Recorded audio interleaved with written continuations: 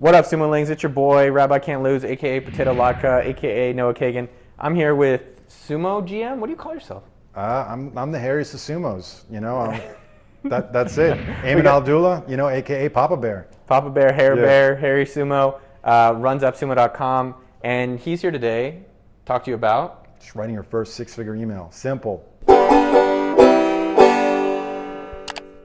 That's just crazy because I thought email. No one reads emails anymore. Everybody's on Snapchat. What's the deal? I mean, yeah, seriously, email marketing's dead, guys. So but clearly we did something right because within one email, within 24 hours, we cleared 6 figures in profit. That's money in the bank, and so we did something right. And we're gonna be here to talk about it.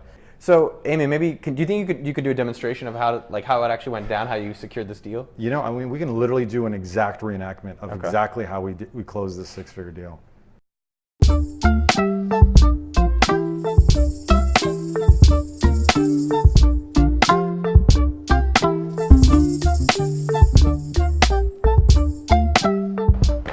Tony, we're gonna do this deal or what, man? Ayman, you made me an offer I can't refuse. Is it all there? You got the stuff? I got the stuff, man. You got the money? I got the money. I got the stuff. So when are you gonna send me the codes? Well, I can just talk to my developers and we should have the codes by next week and send you a CSV file. Is that okay? Or I can upload it to your Dropbox. That's fantastic. All right. Take care. Perfect. Cheers. Bye. Bye-bye. And so just to preface it, because some of you guys are gonna be watching, like, damn, $100,000, one email can make that much. I think I just want to preface it. Probably more, yeah. Well, it was more than that. Yeah. But the point I want to preface it with is that that's taken time, right? Oh, like 100%. This is now 6 years later of working hard where we've been able to build up to that. And that's like this theme that just like, we'll talk about some of the lessons learned, but I just want to put a little warning because sometimes you see these internet marketer scammers that are like, oh, I got rich scamming other people. And it's like, this is all taken 6-7 years. So it's not just like some overnight thing that's happened, but we're going to share the lessons and the story behind that. How do you get someone, so it's a very popular product. Right. So if people are trying to do partnerships, if people are trying to send emails and make a bunch of money, right. Like how do you approach it, deposit photos and be like, yo, give us your product at half off or whatever kind of deal you guys negotiated. Right. Yeah. How do you guys even do that? We used to walk into consulting and sales with a partner and tell them, hey, we can send you, X number of licenses. Let's buy it for, $10 a license and so on. And it became a transactional thing. It became something where I'm sort of like, how much, like we're going back and forth in negotiation, like, hey, let's split the middle. And it just became very convoluted. It became like more of a business transaction.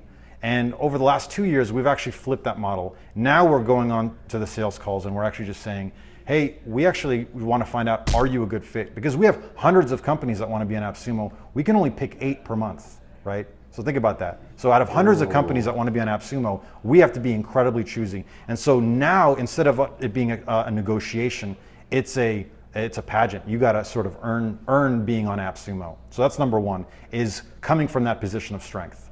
Number two is you got to sit there and find out, like, is this a good fit? And so we actually asked them a bunch of qualifying questions and we actually end up helping them. And so it became no longer a negotiation, but actually rather a consultation. What's like an example of a question? And is it normally the same questions with every time you call people? You kind of do the same checklist of like the consultative part? It is for the most part. I mean, we'll typically ask them like, where are you getting your customers? What is the typical upgrade path? What is the typical profile of your customer? What are you trying to understand with that?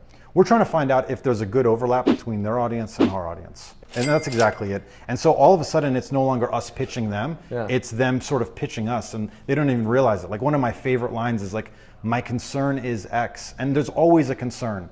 And I want them to address those concerns. And I always say, my concern with, let's say— You say that to them? I say that to in almost every call because there always is a concern. So a perfect example is, my concern with Sumo is you tend to be a little bit on the higher end. Do you still serve like a first-time entrepreneur? And then all of a sudden you're like, well, of course. That's exactly what we're here for. That's interesting. So it's like almost like I have to earn it a little bit, or you almost take it away from me. Like, hey, you may not get this. Exactly. And then I want it even more. Exactly. And that's exactly what happens. And by the time we get to negotiating the terms, we're not even like, they're actually like chomping at the bit to be on AppSumo. Because it's a great thing for them, and then you guys are like, hey, we can provide good things for you guys too. We deliver on the goods, and that's really the number one thing is we have a very consistent track record. We wouldn't be in business for 7 years if we didn't. We've grown every single year since then. 90% of the partners we work with that we want to come back end up coming back to us because we deliver on those promises. And so when we say, hey, we're going to be able to send you thousands of customers, we actually do it. because we're very choosy with the partners we work with. Let's say you were pre AppSumo days, pre having all this experience in negotiating. What do you think most people are doing incorrectly when they're trying to negotiate? Like, let's say you're gonna start like Crap Sumo, Yeah. right? Like you're gonna be a certain competitor, but 7 years ago. Yeah. Like, what do you think you would be missing in negotiating? I guess what I'm trying to get at for me or like people watching too is like, what is something that they can learn so that mistakes they're probably making in their negotiations? So I think they are immediately walking into it as a sales call, and they immediately think that every person they get on the phone needs to be sold. And I think you need to spend the first 10, 15 minutes finding out if this person's a good fit. And I think that takes time. Sometimes you need to know who's your perfect person that you can help. So I think that first 15 minutes for a novice salesperson is usually just spent, hey, let me tell you how awesome AppSumo is, and let me pitch you, and let me do this, and let me do that. And then the person's like, yeah, got it, heard it all before. Interesting. Stop trying to sell me. Whereas now, we don't even talk about AppSumo until 20 minutes into the call. And it's completely changed the mentality. And they are coming at it from a position of, you guys are actually listening to us and seeing if we're a good fit, because there have been many times where I'm on the call and I'm like, you know what, this isn't a good fit, but I'm going to give you some advice anyway, and I wish you the best of luck. And it's funny, I've actually gotten on calls with companies like that, and they're like, thank you so much, and they actually refer me people that are our fit because now they know what we're looking for. All right, so you got this deal, Deposit Photos, which is a deal of a lifetime, right? Right. Was it a lifetime deal? It was a certain amount of photos. So it's 100 credits for $39. Okay, so you can do that, and then you set it up in your system. You guys go plug it in the back end. Right.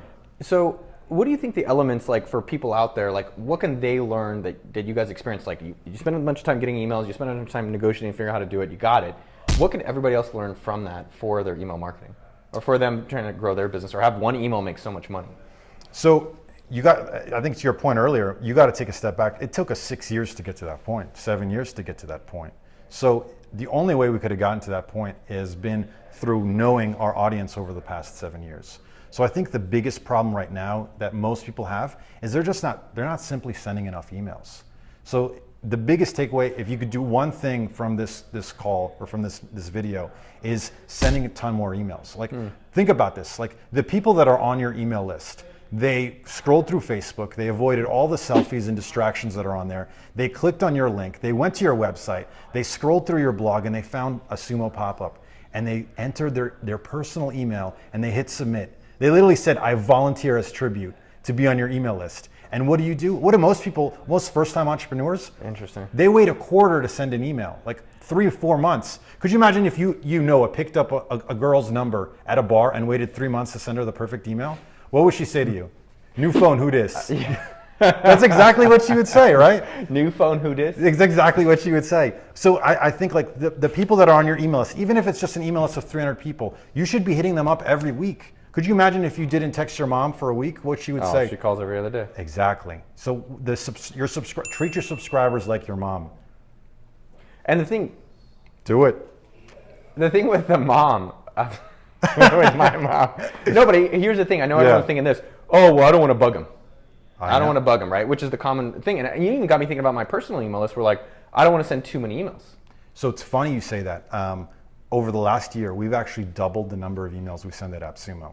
Okay. And that's exactly what we were worried about. Oh, we don't want to bug them. We don't want to get into their inbox. But remember, we talked about this. They volunteered as tribute.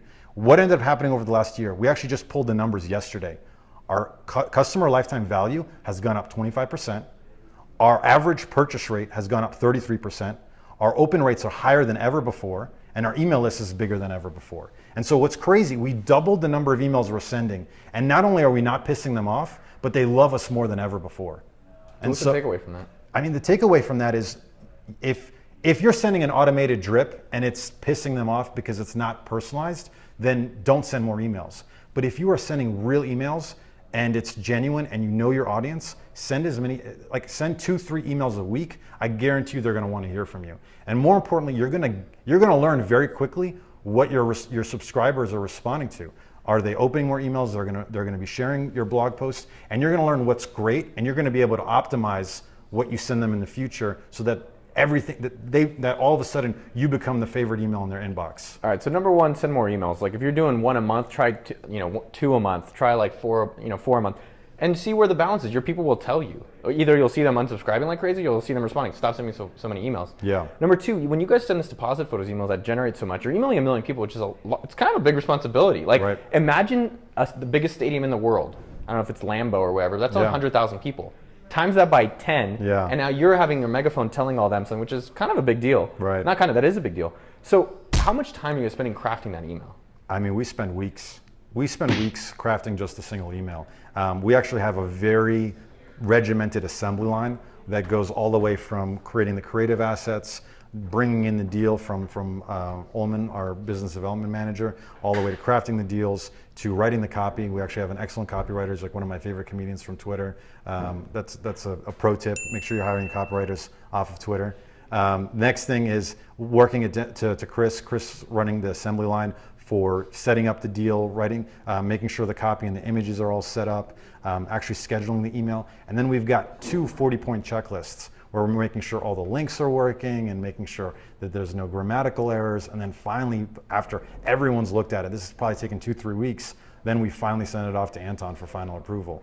And so for one email, and we're sending sometimes up to 4 emails a week, it can take up to 3 weeks to craft that single email. So for everyone out there, I think, so point number one, send more emails. Number two, because I think what a lot of people say is, well, how do I know when to send email, or my emails aren't good enough? It's like, well, yeah, it takes us weeks to actually just send a singular email. Right. So it's either hiring an editor. I think one tip that you have that was great was like, just go find someone who you like reading their emails or reading their tweets or like their Facebook or Snapchat and hire them. Right. Like one thing I did recently was I hit up a guy from NPR and I was like, hey, what's your hourly? I'll pay whatever it is so that you can come teach me how to do better audio. Wow. Right, and he was $175 an hour, which is a lot, but for maybe, let's say it's 5 hours, for the rest of my life, my audio is going to be significantly better. That's awesome. So I like your point, hiring an editor Yeah. and spend time on your emails. What are the other things that you can learn, people should learn from a $100,000 email? Yeah, and so, you know, because you're going to be sending more emails, you're going to be getting a ton of data. You're going to learn very quickly what your audience likes and what you don't. This one tip alone has probably doubled AppSumo's revenue over the last year. So, write Do you want to tell them this? Maybe we should. And we're going to end it. Have a great day. Cameras. Yeah. No, but like we just spend time looking historically at what emails are resonating, and you're going to very quickly. What are you see- looking at? You're gonna, well, for us, it's profit. For you, it could be engagement, it could be shares, it could be blog comments, whatever success metric you have. You typically want to see high engagement with your emails, right? So you can look back, let's say over the last year, after you're sending an email a week or 2 emails a week, and be like, wow, these three posts did incredibly well. And maybe they're posts about productivity. Over the next quarter, double the number of productivity posts. And so instead of sending 3 productivity posts a year, now you're sending 3 a month. And I guarantee you, your audience is going to resonate like crazy. For us, we noticed over the last year, content was starting to go down, lifetime deals were starting to go up. And so we went from doing 3-4 lifetime deals, software deals a year, to 3-4 a month. And so if you like lifetime software deals, make sure you hit subscribe on appsumo.com. Check it out. And I mean, all of a sudden our revenue doubled, our profit increased. I mean, all metrics went up and to the right. So I think the point there is, besides what works for you, because selfishly for them, they want to know, like, how do I get this from me? So, and I love the point is, like, if you're like, well, what email should I be sending? Just go look over the past month, 1 year, whatever it is of emails, and pick a metric. Maybe it's open rates, maybe it's click rates, maybe it's buy rates. One metric that you guys use sometimes is revenue per open. Yep. So revenue for every 1,000. So you take the revenue divided by number of people that opened it, and then you can have just different metrics. And then whatever it is, just go and be like, these ones work best. Let me go, how do I do more of this? So if you guys are spending time on your emails, how do people find their voice? Like, you guys have like a pretty unique voice that AppSumo's gotten right now. Yeah, so like, absolutely. what's that about? So when I first came here, I had actually never written copy before. And so like you and Anton were doing an excellent job of teaching me how to write copy. And I think like some awesome tips for people to learn their own voice is, the problem is like you open up a Google Doc and you start writing, and all of a sudden you're writing to Mrs. Rudo, your 4th grade English teacher. And it's like MLA formatted and APA, and it's like so stuffy. And you're like, this is not the email that I want to sit there reading. And so I think like one of the first things that you got to do is start writing your email as an email to a personal friend. And so, yo, Noah, what's good, brother? Boom, boom, boom. And you start all of a sudden just write. Yeah, who dis? Start writing, just literally write like to a friend as with as much slang as possible, and you can tone it down later. But by starting with your natural voice, all of a sudden that email is going to sound a lot more natural. The second part is writing with a template. So perfect email is like Webinar Ninja, right? Webinar Ninja ended up bringing us like $80K in profit over the weekend before the email even sent out because it started spreading like virally. And why did that do that? Is the very first component of the email is webinars are one of the best ways to grow your business, but most webinar software sucks, right? Like you got to download software and this and that. So you start the first email with a problem. Yeah. And then the second part of the email is the solution. This is why Webinar Ninja is awesome, right? You don't have to download software and this and that. Then you come in with the offer, and for us, AppSumo lifetime offer. Then the last component is the scarcity. Like, hey, we only have This for so long. this for so long. Be in it, and so making sure you have that template. I love the I think is template. important. Well, it's funny. I was thinking about Law and Order. Yeah. It's the same show every time. Is he gonna do it? No way. They're not gonna find him. Found him. Done. Think about like that. Transformers, Fast and Furious 10. Right. Right. It's If you find a model that I think to your point, find a template of framing your message. So it sounds like two pieces. One, find your voice, and I think our friend Ullman said it as well. You can either write it out, or what I like to do is speak it out. Right. Right. And how would you tell someone that you think they should buy this? Right. And just use voice memo on your phone. And then transcribe that. Right. Right. And that'll actually give you, because if I was trying to sell you deposit photos, I'm like, hey, do you blog? You're like, no, I don't blog. Okay, it probably wouldn't be for you. But if Yeah. you did blog, I'd be like, oh, well, how do you get your photos? And then you kind of go through that, Boom. record it, and that becomes that. The second part I think is really important, just as important, is create a template for how you do your writing so that people if it works, keep doing more of it. That's 100%. Like find your favorite blogger. Like, hey, go to Noah. Like, I want to recreate this post. Just try to like reverse engineer. Like, okay, this intro is a story about work. This is a lesson about how to do X, and literally just translate it. And now be like, okay, I'm going to take this post about doing your first $100 in Facebook ads, and I'm going to make my first webinar, and I'm going to use that same format: story, lesson.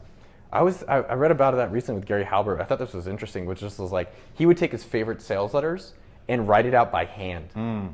So take a blog post and by hand you're documenting the whole thing. Yeah. I can tell you, like, you'll probably start getting your shit figured out. I tried doing that and Yeah. I hated it. I was like, I'm done. This sucks.